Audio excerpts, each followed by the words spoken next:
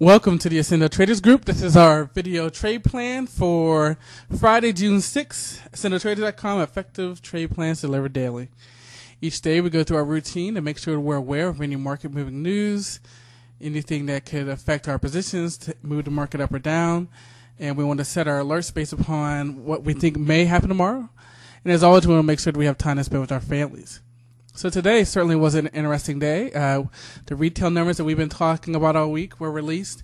And what we saw was if you were in clothing, your numbers weren't too good. But if you were in oil and food, you did actually okay. And so we saw Walmart numbers up for May, and Costco was up. But overall, the numbers were better than expected. The consumer apparently is still buying, but it's narrow type of buying.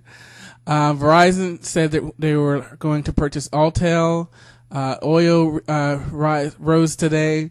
There was some resilience. We'll talk about this later, where the S&P downgraded AMBAC and MPIA.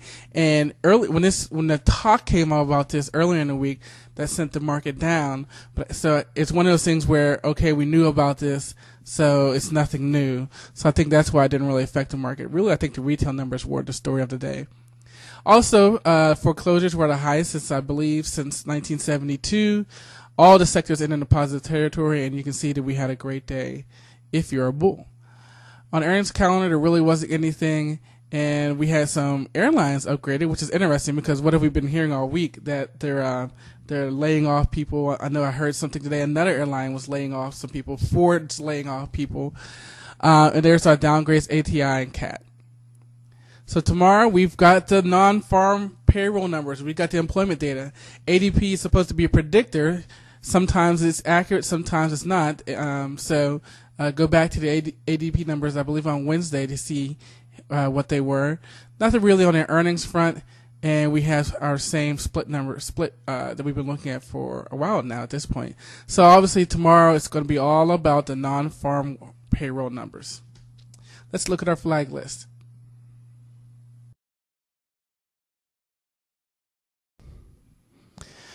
Okay, so obviously we had a great day, and as we look at the markets, we can see a breakout of the Nasdaq. Now look real closely though. Where did we close? We're basically with this wick, so we're out of it, but we're not out of it. I like to, I guess I'm going to be a pessimist and say we need about 10 more points here to really break out. But that certainly was great. What do we see on the Dow? We see what wants to be a W pattern. It's a little bit more definitive on the S&P. You can definitely see a double bottom, a W pattern going on right here. So, and you can see that it closed at the 4.5-year uptrend line. Certainly a move above here is definitely a confirmation of a possible upswing. And again, it's one of those things where as we were going down back into March, it finally reached a point where it was like, okay, we can't go any lower, and the glass became half full instead of half empty. And today was proof of that when we had more downgraded financial sector with the bond insurers, but we still rallied off of the retail numbers. Go ahead and take a look over here and see what we're unflagging. I mean, for the most part, we're keeping everything. We've been waiting for Apple to break out above our wedge play here, and we got a good bounce, so that still looks good. A&R is setting up for a nice bounce. A lot of what we talked about the last time we got together, and also those of us who were together last night was, we've got we retraced a good support. Look at A&R. A&R support was the 10, and we retraced back there. So it was either market's going to fall or we're going to bounce. So we had a bounce. And maybe that's all this was a good bounce from support. Same thing with BNI and UMP down here. Everything was, a lot of stocks were sitting at a support level, and it was just time for them to bounce. So we're going to see if this bounce has some legs to it. And then with our oil stocks, as we zoom in here on COP and CSX over here, with our oil stocks, we're going to say, USO, is oil off to the races? Well, we'll see. So I'm keeping them flagged because, look how well they did. And maybe oil's going to gain $1 or $2 here. So our strong trend stocks that we were watching as the market was retracing. You know, we were looking for trending stocks, and that paid off for us. So we've got a lot of potential breakouts on our charts here. And then what I want to point out here with LVS is that, as you saw what the rest of the market did, look what LVS did. Really didn't do anything. So I'm keeping this flag for the downside, because as the rest of the market rallied, LVS really did anything. So I'm liking the breakout plays. I'm liking the bounce in oil, and let's see where we can go from here.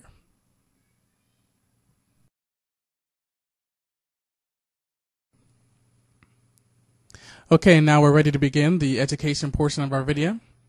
And we're using the book Trading in the Zone by Mark Douglas, the second chapter, The Lore of Trading, and we're going to finish the section on the failure to take responsibility.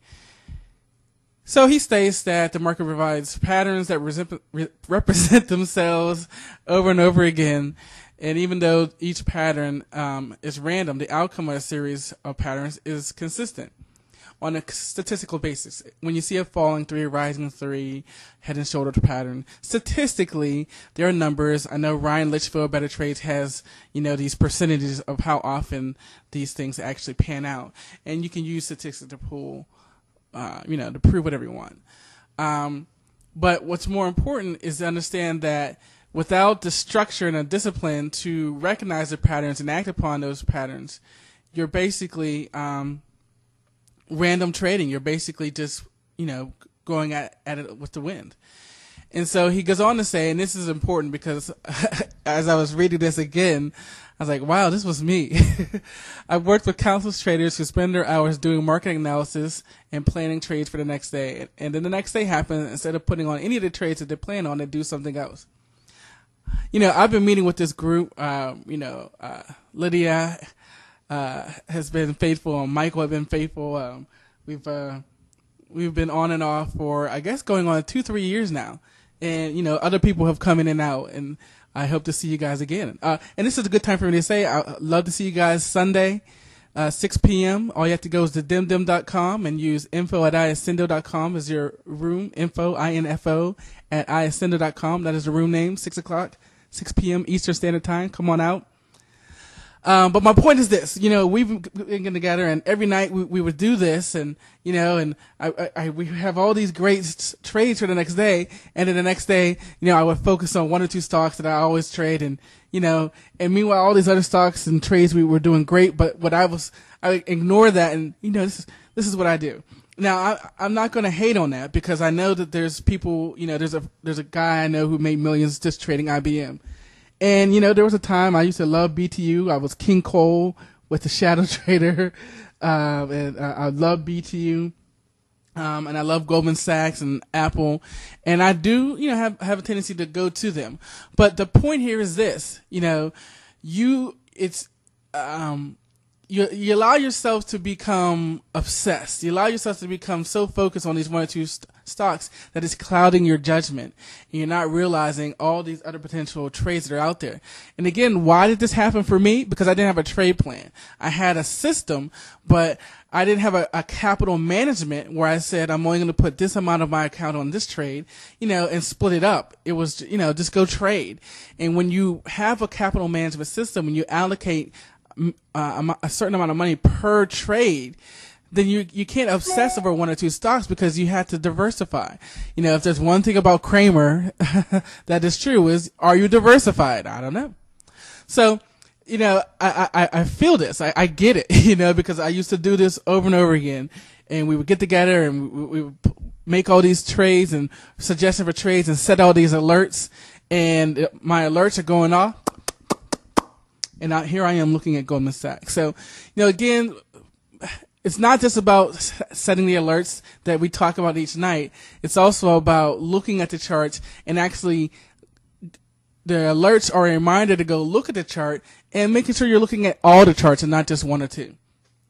Any trade has the potential to be a winner, whether you plan or not. And that's part of the failure of responsibility, because you get one good trade and you think that you're an expert now, when in reality you got lucky. And you're not able to replicate that. You're not able to be consistent.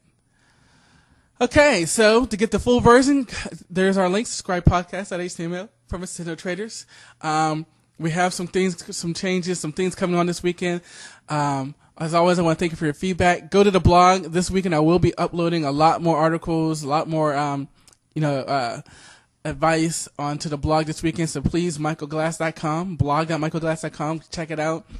Again, we love to get a dialogue going, hear what you guys are thinking, share that with me. Let's get through this together. And, we'll have an alternate version coming up for the full version. Also, will be available within the next week. Trade at your own risk, and I will see you guys on Sunday for the Weekend Rapper Report.